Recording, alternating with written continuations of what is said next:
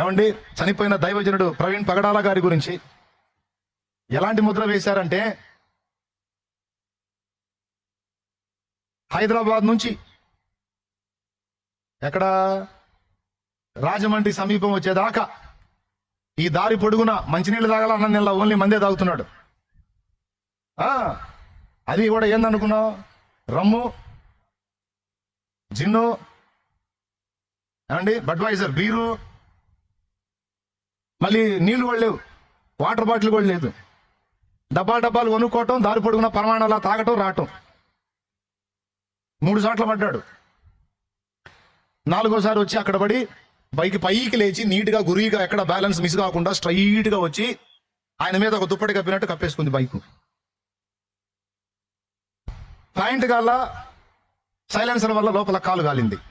ఆశ్చర్యక్రియ. దైవజనుడు కదా, అంతే. ఏమండి, హెల్మెట్ గేమ్ గాల లోపల తల పగిలింది. దైవజనుడు కూడా అంతే అంతే. అర్థమైందా? బాడీలో ఎక్కడా దెబ్బ లేదు, ఓన్లీ పెదాలు మాత్రమే చీలాయి.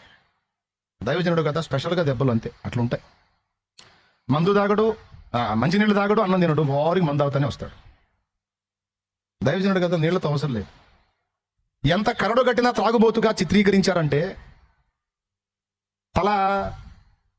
తల దేనికి వేసి కొట్టుకోవాలో అర్థం కావట్లా. అందులో ఆయన ఎందుకు వస్తున్నాడు? డేట్స్ ఇచ్చాడు, వాక్యం చెప్పడానికి వస్తున్నాడు. దారి పొడవునా తాగుతానే వస్తున్నాడు. ఫుల్గా మంది వేసుకొని బలిపీఠం మీద ప్రభునందు ప్రియులారా అంటాడు అనమాట. ఏమన్నా న్యాయం?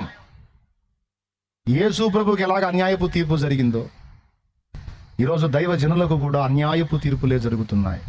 క్రైస్తవులు శాంతి కాముకులు కాబట్టి ఇలాంటి జడ్జిమెంట్లు, ఇలాంటి ఇన్వెస్టిగేషన్స్ జరుగుతున్నాయి.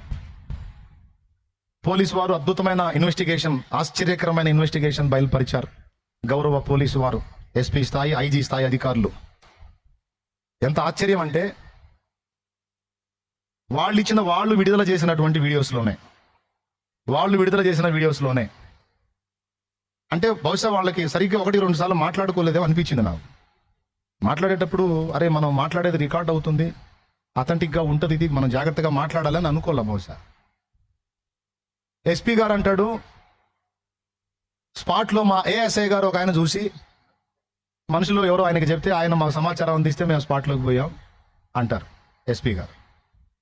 మళ్ళీ తర్వాత ఐజీ గారు మాట్లాడుతూ 112కి ఫోన్ వచ్చింది, అప్పుడు మేము ఆడికి పోయి అంతా చూసామని వారు చెప్తారు. ఎస్పీ గారేమో ఏఎస్ఐ